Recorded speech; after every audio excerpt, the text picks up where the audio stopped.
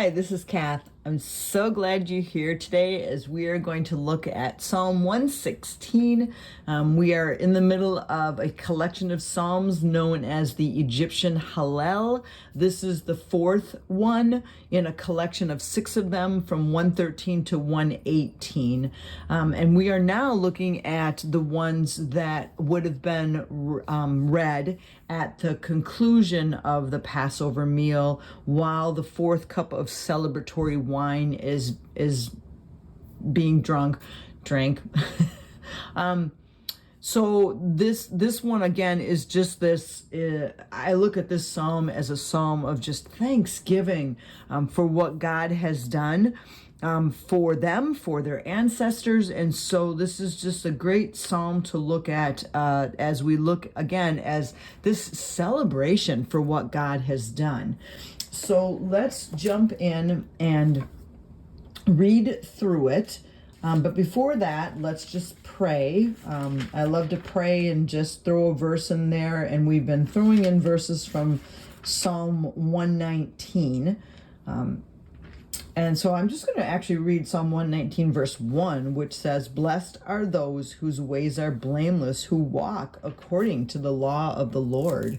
And so, Lord, I pray that, again, we would be a people that walk according to the way of the Lord, that we would walk according to your word, that we would walk according to what your law says, God, because we want to be a people that worships you, and we want to be a people that follows after what your word says. And so, Lord, I pray that as we read your word today, again, that you'd give us understanding and insight so that we can walk away knowing you more and loving you better. In your name, amen. So let's read through this first, and then we will put a label on it and then kind of talk through some of the things from this psalm. I love the Lord, for he heard my voice. He heard my cry for mercy. Because he turned his ear to me, I will call on him as long as I live. The cords of death entangled me. The anguish of the grave came over me. I was overwhelmed by distress and sorrow. Then I called on the name of the Lord. Lord, save me. The Lord is gracious and righteous. Our God is full of compassion. The Lord protects the unwary. When I was brought low, he saved me. Return to your rest, my soul, for the Lord has been good to you. For you, Lord, have delivered me from death, my eyes from tears, my feet from stumbling, that I may walk before the Lord in the land of the living. I trusted in the Lord when I said, I am greatly afflicted. In my alarm, I said, everyone is a liar. What shall I return to the Lord for all of his goodness to me? I will lift up the cup of salvation and call on the name of the Lord. I will fulfill my vows to the Lord in the presence of all of his people. Precious in the sight of the Lord is the death of his faithful servants. Truly, I am your servant, Lord. I serve you just as my mother did. You have freed me from my chains. I will sacrifice a thank offering to you and call on the name of the Lord. I will fulfill my vows to the Lord in the presence of all his people, in the courts of the Lord, of the house of the Lord, in the midst of Jerusalem. Praise the Lord. So this psalm is more of what we would call an individual psalm. I don't know if you noticed as we were reading, but it's very much, I called on the Lord, he answered me. I was afflicted, God answered me. There isn't a lot of what we would call community as opposed to the last psalm that we read, Psalm 115 was much more of a community hymn. This one is an individual hymn. Now, this still would have been read at a Passover meal with everyone, but as you're reading this one, you're reading this one more like I'm reading this about me. I am turning to the Lord individually and reciting this aloud as a prayer before the Lord. So that's how I would look at this one as opposed to the last one, which was much more of a community one. So again, we're doing this as a celebration. So I love the Lord, for he has heard my voice. He heard my cry for mercy. So great start, right? He heard my voice. He heard my cry for mercy. Now the word heard here, I think, is a good word to look up. And so I looked up that word heard because I wanted to know if it was the word that we have seen before, and it is. It's the word Shema. So this is 8085, and is Shema, Shama, Shema. And we have seen this one often, and what it means is to not just hear, but to obey. So I look at this one as we can write down comprehend. That was one of the definitions. But then another definition is heed and obey. So it's not just physically hearing the words, it's doing. And this is, again, this important concept when we're talking about reading the scriptures, and we're talking about reading the scriptures from a ancient East or Hebraic mindset as opposed to a Western mindset, which is what we are.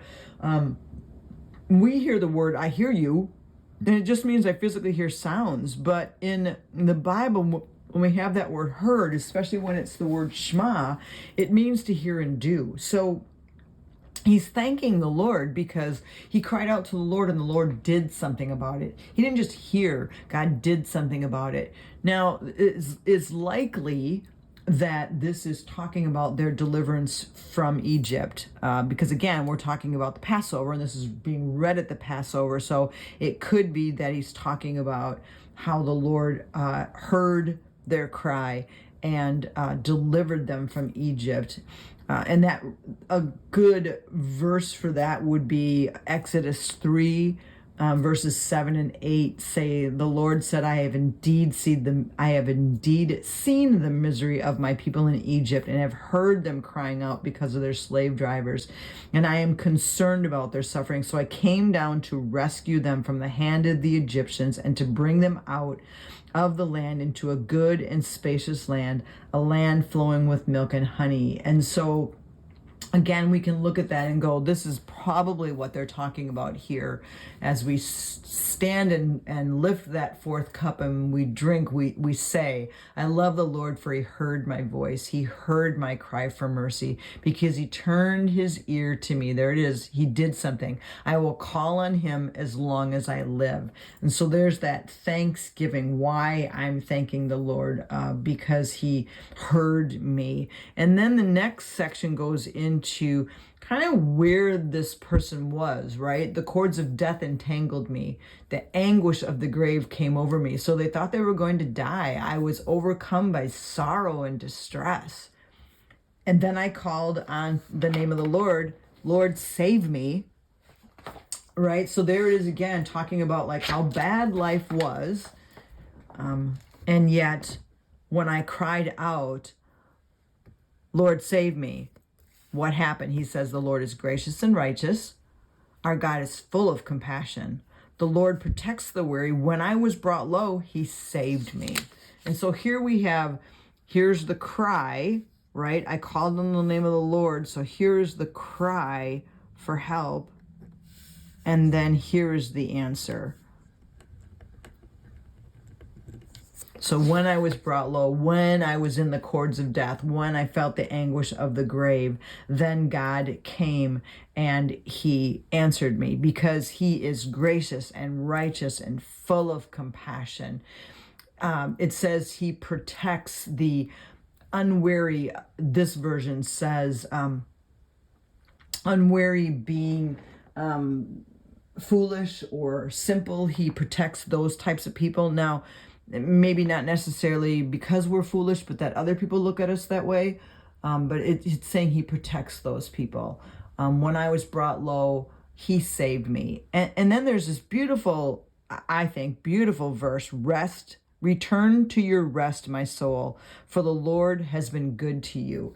And again, when we're talking about amazing verses, or a verse that I would put a banner around, that would be one of them. Return to your rest, my soul, for the Lord has been good to you. I think that's an amazing verse, because it's telling my soul, and that word soul there is the word nephesh. We have talked about that word often too in our studies. Nephesh being the inner man, the essence of who you are, the desires, the appetite, the emotions, the person.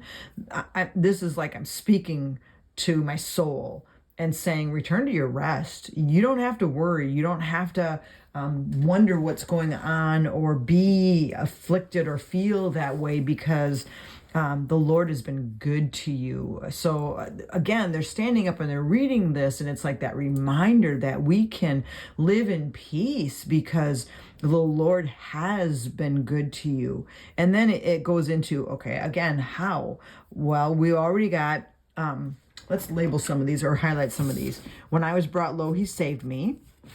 And then it goes on, right? For you, Lord, have delivered me from my death, my eyes from tears, my feet from stumbling, that I may walk before the Lord in the land of the living. And so there's this, again, like God saved me. God delivered me when I was going through something awful.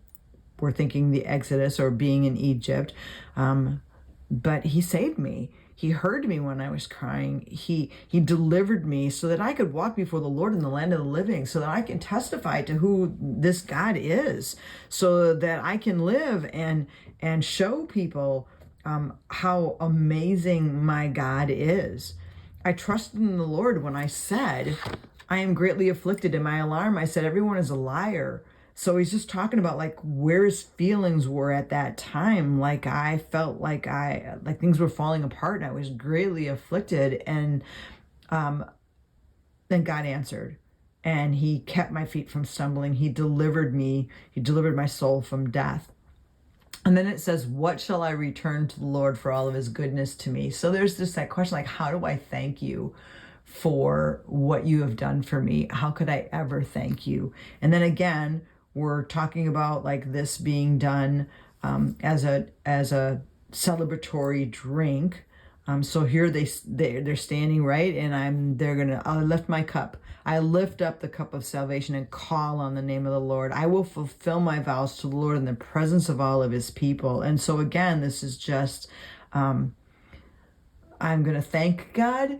An affirmation that he's going to fulfill his vows. Now, we don't know the psalmist who wrote this, what his vows were before the Lord. It could have just been a thank offering. We don't know, but he's saying, I will fulfill those vows. I will do that for the Lord because of what the Lord has done for me. And then verse 15, precious in the sight of the Lord is the death of his faithful servants. That seems to be a very odd verse in the middle of this psalm, and sometimes people look at this psalm and say this psalm is just a little bit haphazard. It doesn't seem to flow, and this verse kind of like feels like it's just like, what are we talking about here? Well, we have to look at the word precious, and the word precious comes from the Hebrew root yakar, which is spelled, I'm just going to underline precious, and I'm going to come over here, and it comes from the root word yakar, which is spelled Y-A-Q-A-R, yakar, and it means honorable or heavy or valuable. So the death of God's faithful servants is heavy and valuable to the Lord. Now, does that mean that he can't wait for them to die? Or does that mean that it's very costly, it's very weighty to the Lord? It's valuable to him.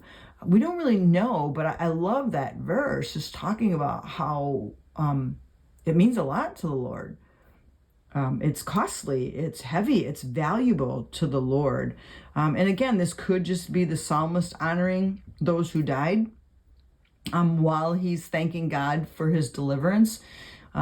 He's also honoring those that were not delivered, that died maybe in Egypt or before they came out, right?